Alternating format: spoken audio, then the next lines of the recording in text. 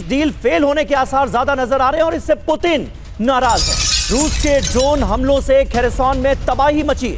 रिहायशी इलाके में ड्रोन हमले से कई जगहों पर लग गई आग। ये तस्वीरें आप देखिए, खेरसॉन की तस्वीरें हैं जहां पर बैक टू बैक अटैक हुए हैं। रूस ने ड्रोन अटैक्स को अंजाम दिया है और रिहायशी इलाके में एक बड़ा हिस्सा आग की चपेट में आ गया है। और इधर खेरसॉन में रूसी हमले से भारी तबाही हुई है और हमले के बाद कई इमारतें जमींदोज हो गई। तो खेरसॉन में भी रूस ने जबरदस्त हमला किया है। कई इमारतों को, कई बिल्डिंग्स को जबरदस्त नुकसान पहुंचा है खेरसॉन में रूस के द्वारा किए गए हमले की वजह से।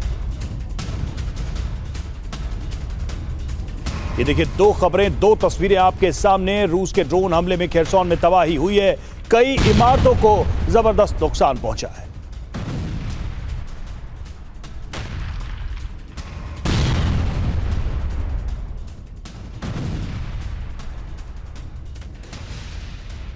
और देखिए, एक बड़ी खबर आ रही है यूक्रेन की राजधानी कीव से, जहां पर बड़े पैमाने पर रूसी हमले हुए हैं। कीव में रूसी हमले हुए हैं और खास बात यह है कि रिहायशी इलाकों को भी निशाना बनाया गया है। रूसी हमलों के बाद इमारत में अफरा तफरी मची नजर आई। ये देखिए तस्वीरें, ये ताजा तस्वीरें रूस के हमलों के बाद की यूक्रेन की राजधानी कीव की एक इमारत की तस्वीरें सामने आई हैं। कुछ तस्वीरें आपको विचलित भी कर सकती हैं। हर तरफ अफरा तफरी मची हुई है रूस के अटैक के बाद।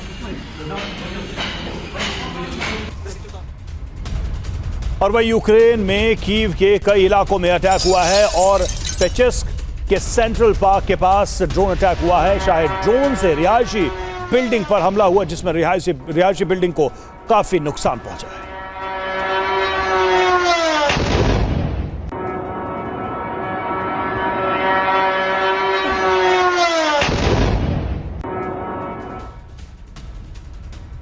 तस्वीरें आप देखिए, किस तरह से रूस का हमला, रूसी हमलों के बाद इमारत में अफरा तफरी मच गई। रिहायशी बिल्डिंग कैसे यहां पर तबाह हो गई इस हमले में, उसकी तस्वीरें भी सामने आई हैं।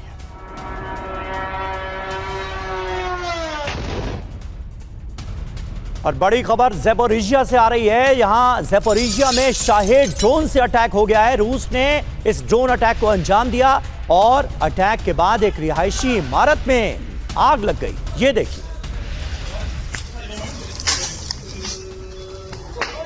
ये तस्वीरें आपको दिखा रहे हैं। इमारत तबाह हो चुकी है और जगह जगह आग लगी हुई आपको नजर आएगी। ज़ैपोरिज़िया का ये एक इलाका बताया जा रहा है जहां पर रूस ने एक बड़े हमले को अंजाम दिया। और ज़ैपोरिज़िया में हमले का नया वीडियो भी सामने आया है। आग लगने से इमारत को बड़ा नुकसान पहुंचा है। रेस्क्यू टीम राहत और बचाव के कार्य में जुटी हुई है।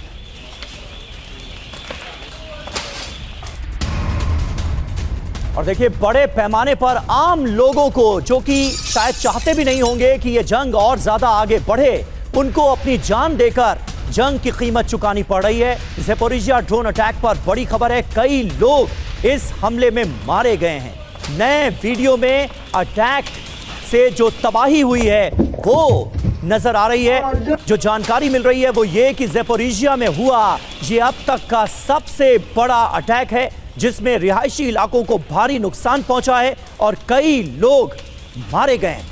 ये तीन बड़ी खबरें तस्वीरों के साथ आपके सामने हैं। तस्वीरों में आपको हर तरफ आग ही आग नजर आएगी। शाहेद ड्रोन से इस अटैक को, इस हमले को रूस ने अंजाम दिया और रिहायशी इमारतें इस हमले की चपेट में आई हैं। तस्वीरें आपके सामने हैं, कोहराम मचा हुआ है और कई लोगों के मारे जाने की खबर यहां आ रही है। तो पीस डील फेल हुई है। टारगेट पर ज़ैपोरिज़िया, रूस का विनाशक हमला। जी हां, रिहायशी इलाकों पर यहां अटैक हो गया। 74 ड्रोन से रूस ने बहुत करारा प्रहार किया है। लोगों के घरों में आग लग गई। ज़ैपोरिज़िया में रूसी पकड़ मजबूत करने की ये कोशिश मानी जा रही है। ज़ेलेंस्की ने कहा कि रूस के इस हमले का करारा जवाब दिया जाएगा। डॉक्टर त्रिपाठी, ये तो जंग की ज्वाला और भड़कती हुई नजर आ रही है। ये तस्वीरें गवाही दे रही हैं कि ज़ैपोरिज़िया को हासिल करने के लिए रूस के इरादे क्या हैं और ज़ेलेंस्की अभी भी पलटवार की बात कर रहे हैं।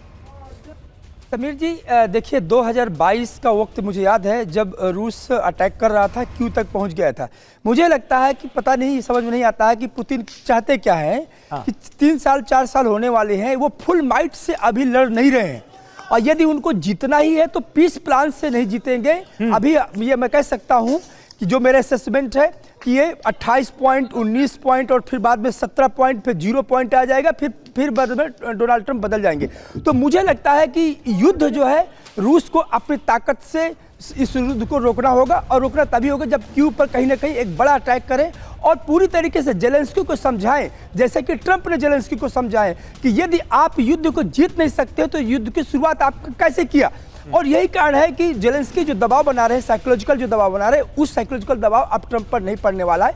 लेकिन मुझे लगता है कि ये ऐसा वक्त आ गया है जहां पर ट्रंप और पुतिन दोनों को ये सोचना होगा कि या तो आप सचमुच यदि युद्ध का अंत करना चाहते हैं तो या तो फुल मिलिट्री माइट लीजिए, अदरवाइज डिप्लोमेटिक चैनल पर ये जो यूके है और जो फ्रांस है, यूरोपीय यूनियन का जो कॉन्सेशन को हटा करके और पूरा तो आप ये कह रहे हैं कि को हटाएं और नए व्यक्ति को बैठाएं। यूक्रेन में जो लाखों लोग मर रहे हैं उनको एटलीस्ट वो शहादत बचाएं। आप ये कह रहे हैं कि यूक्रेन का, कीव का सरेंडर करना ही इसका अंतिम विकल्प होगा और रूस को इसके लिए पूरी ताकत लगानी होगी, क्योंकि बातचीत के टेबल पर अब तक जो कुछ हुआ उसका हासिल कुछ भी नजर नहीं आ रहा।